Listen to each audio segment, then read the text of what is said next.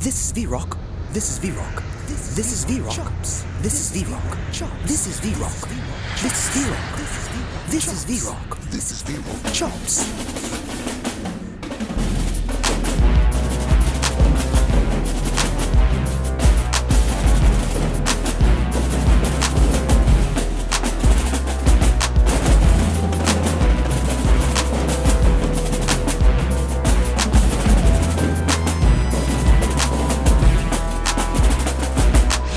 This is VRoc. Chops. Ooh. Yeah. All right. So, what was, here seeing TSU was your first, exposure to, getting excited. But what was your favorite moment, memory as a drummer, like performance, event, whatever? It don't matter. Like, what was your favorite, most standout moment? Heck, Um, it actually came by accident. So when I was crabbing at Kentucky State in 2002, we had a situation to where they had a classic here in Columbus, and it was Morehouse. And so it was just dope to come back here and have a performance here. People from the high school, like I seen the section of like orange and black, like all my high school people was there. People from the football team, people from different high schools. Like they weren't really just necessarily supporting me because there was a yeah. lot of people that went to HBCUs that didn't even march, but they was telling them like, yo, I went to Morris Brown, but I'm in Columbus now. Y'all need to come see this HBCU, blah, blah, blah. And so it was really dope to see like, the city like behind me. And it was me and another guy too that we was both from Columbus, but that was like very, very like instrumental in my mind because I seen the support. And then after getting the support, we marched into the buses at the end of the game, and Morehouse was like blocking up in front of us. And Morehouse was decent at the time. Yeah. And then we was about to get it on, and our band director told us to get on the bus. I was like, Oh oh man, my god. dude, my high school band director, my ninth, 10th grade, and ever man, he's the man. He's the guy that helped elevate Whitehaven. His name is Walter Banks. He Yeah. actually graduated from Kentucky State, and that's why my first time seeing Kentucky State once again on a band trip. I can't remember what was. I think it was in St. Louis, but it was Kentucky State versus Pine Bluff. That was my Yep. first time ever seeing Kentucky State, and I think it was my first time ever seeing Pine Bluff up and close, up in person. You know what I'm saying? And so, and that was my ninth grade year. So ninth grade, I'm all, what I'm saying, he man, like I say, Mr. Banks had us rolling. Mr. Banks, Mr. Newsom, man, we were rolling, bro. We were Okay. gone, and we was You at. know what year that was? It was definitely '02. It was most definitely Yeah, '02. I was on snare at that game. I remember. Okay. Yeah, So what that was I St. remember. Louis, right? Was it Yep. St. Louis There was Classic? St. Louis So, Gateway Classic. Gateway Classic. So was. Yep, I was definitely there in Gateway '02. Classic. Yep. I never forget, man. That was we had a young lady on tenor, and that was Mia. They called her Icebox. The Little Giants Hmm. Icebox. She Yeah. she played. She's my big sister, man. She was the first female I've ever saw play you know what I'm saying, up close in person. And she Mm. played tenor, man. Pine Bluff guys was on her like, hey, you coming here next year. We want you next year. And like she was cold. You know what I'm saying? I remember seeing it. I think she was a senior, my ninth grade year. She was like, I like, man, I want people to want me like that one day. So I've always been motivated by seeing others getting motivated. So it's cool. So what's one of the biggest takeaways that you can provide for us as from playing drums or being around drums, or how you can apply that to life experience or whatever? Like, what's one of those big takeaways from being a drummer that you got? I think it just really has a lot to do with just motivating people in their areas of expertise. When I was growing up, it was like a huge no-no for you to tell somebody else that I wanted to be like a professional drummer. Mm, And you had everyone talk against it. No mm, one told you that, you can actually be a percussionist. You can get degrees in it. mm, You take major apply, minor apply. No one like explained the steps. They was just always telling you no, do something else. So mm, now that that's happened, I'm able to go back along with people, good friends like Dr. Virgil Goodwine, who is also a professional percussionist, right. but he took the proper channels to actually do it. Mhm. So it wasn't like, I get a degree in physics, but I'm also a band teacher. It's like, no, it's in music. And Mhm. it's taking the actual proper channels to do what you need to do, even in engineering. A lot of people just think you go in there and just make beats. Like, nah, it's a science to it. Yeah. It's lingo, terminology, and everything. So it's just really setting that forefront out there to let people know if this is what you actually want to do, then you can do it. However, if you do something else, you grind hard in your way, like figure out the steps to do what it is you need to do. Right. For example, if you're gonna start a business, all right, cool. Make sure you got you a website. Make sure you get you a LLC. Like start with the small stuff first. It's steps. Don't just jump out there. So it's really just set an example of do what you do, but make sure you got a format to it.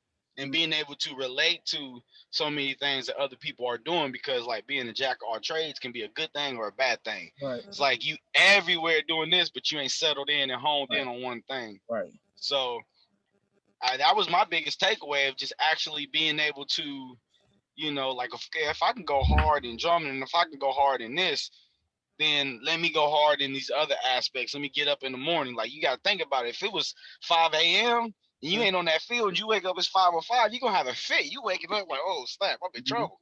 It's the same Exactly. thing that applies to the boss. I Right. mean, you got to be on time. Just get up, make it happen, do what it do, and slowly but surely, you're gonna start to see them results. Right.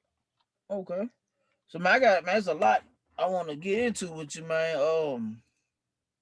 And I definitely want to talk about your time with the drumline live thing, but I want to go back and give it the same type of opportunities starting from the beginning. I guess we'll start from what your junior year is when you Yeah. actually kind of hit that, or you go from 10th grade to your junior when you're trying to hit that window. Like, okay, I'm finna pursue this. So let's take us through that. You kind of was going through it, but let's kind of dive into it, dissect it a little bit more, man. So, what was that Hmm. transition like? Transferring from one school, going to East, and then just hauling in on becoming what you're trying to become, and the influence and motivation from your band director at the time Hmm. to going into college. Yeah, no, so I actually had it. It was very interesting. So I was always the kid that I was never taught how to play drums. It was just something I knew how to do. Mhm. As I got a little older, playing drum set, no one really like honed in on me.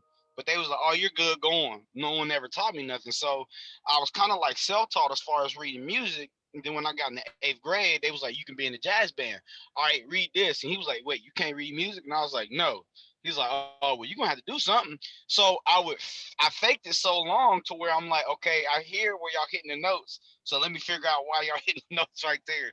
Instead of going back and realizing, all right, this is the eighth note, blah, blah, blah. So when I got to high school, ninth grade, I was at the Beechcroft school. That's when I kind of got the read music thing going. I'm like, okay, it makes sense. I was a knucklehead. I was into sports real hard, but also being a knucklehead. So I went to high school for 5 years. Okay. So my first 3 years, I was at the school Beechcroft, and then my last year, that's when I seen the band. I transferred, ended up going to the state in wrestling. Track team 4x4 was second in the state. Like we was doing our thing, Mm-hmm. and then we had this thing called the proficiency test. I mean, you get all the seniors you get tested. It was one part I didn't pass, so I couldn't graduate. But I had a chance to take it again, so I could graduate. Now this is my first and last year at East per se. This is my senior year. Okay. Start taking band serious, but then they was like, "Well, you still can't graduate because it's two classes you got to take." So I'm looking at my band director. She pulled me to the side, and she always called everybody pimp. I don't know why she be like, "Hey pimp, listen, this is what you gonna do. You gonna come back for another year. Hell, you short. Don't nobody know you a senior anyway.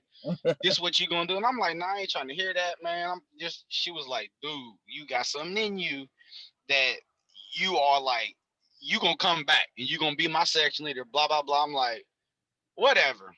I tried to get away from it to go to another high school, and it was drum corps, and they put me on the second base. And Uh-huh. I was like, nah. Came back to the high school. When I came back to the high school, we had at that time a girl who went to march at Norfolk State. Mm-hmm. So Paul Adams, I believe his name is, he came and seen us, and I didn't know he knew my band director. Yeah. He start. I start playing, blah blah blah. And so he was like, "Hey, can I talk to you for a minute?" I was like, "Yeah, yes. How you doing?" He said, "You clean that form up a little bit. You real gifted." He was like, "I don't tell a lot of people this. But you real gifted." I'm like, "All right, cool." Did my second senior year, so now I'm finishing up in my five school years of high school. Right. Now again, I'm about to go to Central State because I didn't know what I wanted to do, and I spent so much time in my life telling people like, "Yeah, I want to be a doctor. I want to be an architect. Stop asking me." That's a good enough answer. Like, stop asking. But I wasted so much time because I didn't really know what I wanted to do. And so, high school graduated. I was about to go to Central State, and my boy ended up getting in trouble. This is like July. Band camp's a month from now, and he was like, "Yo, come over. We about to kick it." So I ended up going over there. Me and my friends, we walk up. He got somebody holding a shotgun to him. Like, Wow. and we like, "Yo." And so the dude was like, "Yo, y'all need to talk to your boy." Make a long story short, I grabbed my boy. We went upstairs. We was rapping. I'm like, "Bro, what's this all about? Like, what's happening?" Man, it's too much going on. Too much going on. A year before that, the organ player at our church, he attended Kentucky State. He took us to Kentucky State just to go. Right. So now go back to that day. He was just like, "Yo, you remember last year we went to Kentucky State?" And I'm like, "Yeah." Like, we crying. I'm like, "Bro, you about to get killed." Like, you know what I'm saying? He's like, "Yeah, bro." He was like, "Hey man, like let's go. Like, let's get up out of here." And I remember I said verbatim, I was like, "Bro, if you go, I'll go."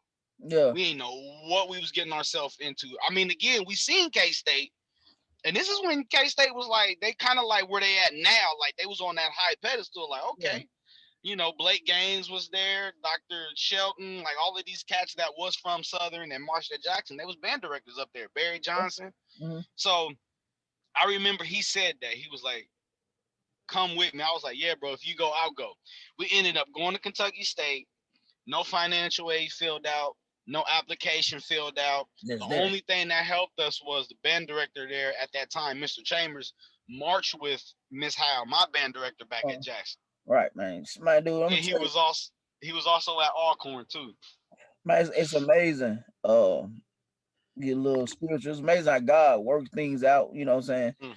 When you don't even see them coming, bro. Like, you know what I'm saying? The whole and I probably in your head when you know what I'm saying you had to do that extra year of high school. You probably like, man, such. This ain't even worth it. Such. But you know, God set you up for that position to be there for your friend to save his life. You know what I'm saying, man? And it's you know what I'm saying. It make when things look bad, you know, for us, or we don't think they're supposed to be this way, man. It's a bigger plan. Like I used to get mad when I be driving. I used to get mad driving, and something happened, and I get caught at a light.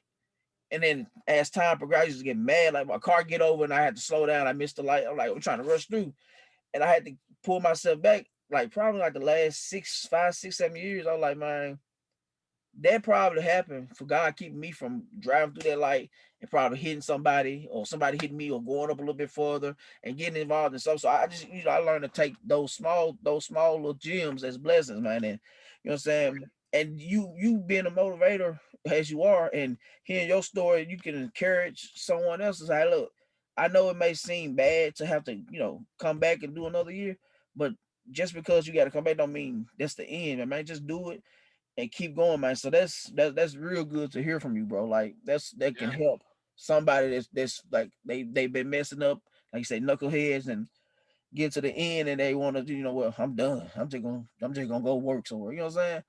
You It's gotta like, see it nah, through. just You gotta push through that. push through it, man. That's dope, bro. This is VRoc Chops.